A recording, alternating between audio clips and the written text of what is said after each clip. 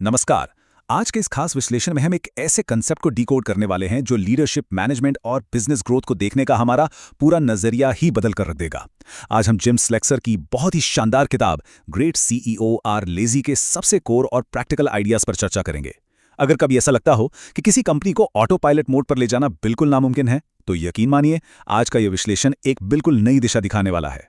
तो चलिए बिना देर किए सीधे इसमें गोता लगाते हैं। यहाँ एक बहुत ही अहम सवाल उठता है। जरा सोचिए, क्या दिन में 16 घंटे काम करना, हर समय फोन पर लगे रहना और कभी फुर्सत न मिलना, क्या ये वाकई अल्टीमेट सक्सेस या चरम सफलता की निशानी है, या फिर ये एक ऐसे सिस्टम का लक्षण है जो अंदर से पूरी तरह टूट चुका है?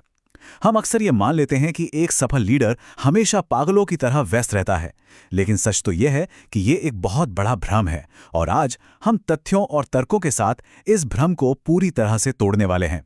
भाग 1, व्यस्तता का ये भ्रम और ऑपरेटर जाल यानी ऑपरेटर ट्रैप से बचना। हर समय हद से ज्यादा व्यस्त रहने का ये मिथक हमारे दिमाग में बहुत गहराई तक बसा है। एक पल के लिए कल्पना कीजिए एक इंसान की जो एक विशाल हैमस्टर व्हील में फंसा हुआ है। फोन लगातार बज रहे हैं, अनगिनत ईमेल्स की लाइन लगी है और कागजी काम है कि खत्म होने का नाम ही नहीं ले रहा। हम में से बहुत से प्रतिभाशाली लीडर्स इसी ऑपरेटर ट्रैप में फंस जाते हैं। वे सेल्स से लेकर एडमिनिस्ट्रेशन तक हर छोटी बड़ी चीज को खुद ही माइक्रो मैनेज करने लगते हैं और इसका नतीजा अनजाने में ही एक लीडर खुद अपनी ही कंपनी की ग्रोथ के लिए एक लिमिट या कहें एक छत बन जाता है जिसके ऊपर कंपनी कभी बढ़ ही नहीं पाती। यहां हम दो बिल्कुल अलग अलग वास्तविकताओं के बीच का अंतर साफ देख सकते हैं। एक तरफ है हमारा औसत लीडर जो माइक्रो मैनेजमेंट और लगातार शारीरिक श्रम में पूरी तरह उलझा रहता है। उसे लगता है कि बस पसीना बहाना ही सफलता की इकलौती चाबी है। लेकिन दूसरी तरफ है एक महान और असाधारण सीईओ जिसका पूरा फोकस सिर्फ रणनीतिक निर्णयों और अपने स्पष्ट विजन पर होता है। देखिए, एक बेहतरीन लीडर की असली कीमत उसके रोजमर्रा के मैनुअल काम में नहीं छिपी होती, बल्कि उसकी उच्च स्तरीय निर्णय लेने की क्षमता यानी उसके सटीक जजमेंट में होती है। तो यहां सबसे क्रूशियल पॉइंट यह है, भाग 2 रणनीतिक आलस्य क्या है और हाई इम्पैक्ट फैसलों के लिए अपनी ऊर्जा कैसे बचाएं। रणनीतिक आलस्य या स्ट्रैटेजिक लेजीनेस का असली अर्थ है डेली ऑपरेशन से जानबूझकर खुद को पीछे खींच लेना ताकि बिजनेस के सबसे अहम फैसलों के लिए नजरिया बिल्कुल साफ और फ्रेश बना रहे। अब यहां आलसी होने का मतलब काम से जी चुराना बिल्कुल नहीं है। इसका सीधा सा मतलब है उन फैसलों के लिए अपना समय और अपनी ऊर्जा बचा कर रखना जो सबसे ज्यादा इम्पैक्ट डालते हैं। जब कोई लीडर हर दिन की छोटी मोटी उलझनों से एक कदम पीछे हटा लेता है तो उसका दिमाग पूरी तरह से शांत और एकदम फुल चार्ज रहता है। और ठीक उसी वक्त जब बिजनेस को किसी बड़े रणनीतिक पिवट या बदलाव की जरूरत होती है, तब बिल्कुल सही और अचूक फैसला लिया जा सकता है। अब आते हैं भाग 3 पर, सबसे बड़े अवरोध या बॉटलनेक को खोजना और सबसे कमजोर कड़ी को ठीक करना। हम किसी भी बिजनेस को एक कॉम्प्लेक्स मशीन की तरह देख सकते हैं जो सिर्फ उतनी ही तेजी से चल सकती है जितना तेज उसका सबसे धीमा पुर्जा हो। जरा एक भारी तनाव से भरी लोहे की जंजीर को इमेजिन करें जिसमें सिर्फ एक लाल रंग की कड़ी दरक रही है, टूटने वाली है। यही लाल कड़ी हमारा बॉटलनेक है और एक विजनरी लीडर का सबसे महत्वपूर्ण काम पता है क्या है? बस इसी कमजोर कड़ी को पहचानना और उसे जड़ से सुलझाना, क्योंकि यही वो चीज है जो पूरे ऑपरेशन को पीछे खींच रही है। भाग 4, इन अवरोधों को हल करने के लिए 5 मुख्य भूमिकाओं यानी 5 पर्सोनाज में महारत हासिल करना। किसी भी बिजनेस बॉटलनेक को सुलझाने के लिए एक लीडर को अलग अलग परिस्थितियों में 5 अलग अलग अवतार लेने पड़ते हैं। पहला है द लर्नर, जो मार्केट के नए ट्रेंड्स को किसी स्पंज की तरह सबसे पहले सोखता है।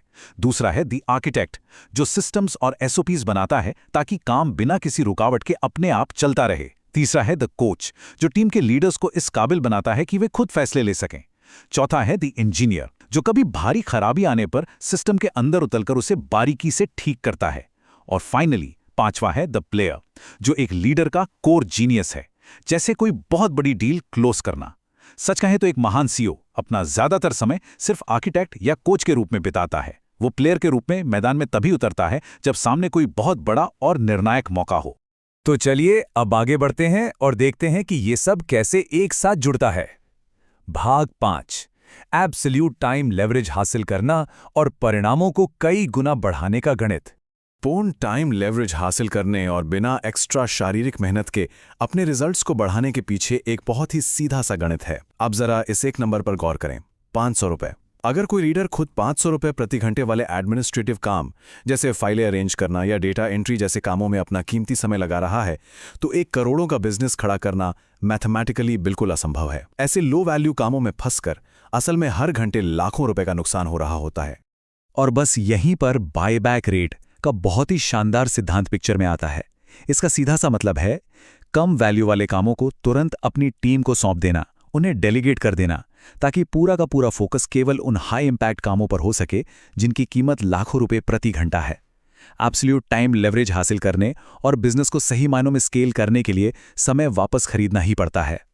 और ये बात इस पूरी फिलॉसफी को बहुत ही शानदार तरीके से दर्शाती है कि व्यस्त रहना कोई सम्मान का प्रतीक नहीं है, बल्कि ये इस बात का साफ सबूत है कि एक सही सिस्टम की भारी कमी है। एक सच्चे विजनरी लीडर का काम रोजमर्रा की भागदौड़ से बाहर निकलकर ऑटोमेटेड सिस्टम्स बनाने पर ध्यान देना है।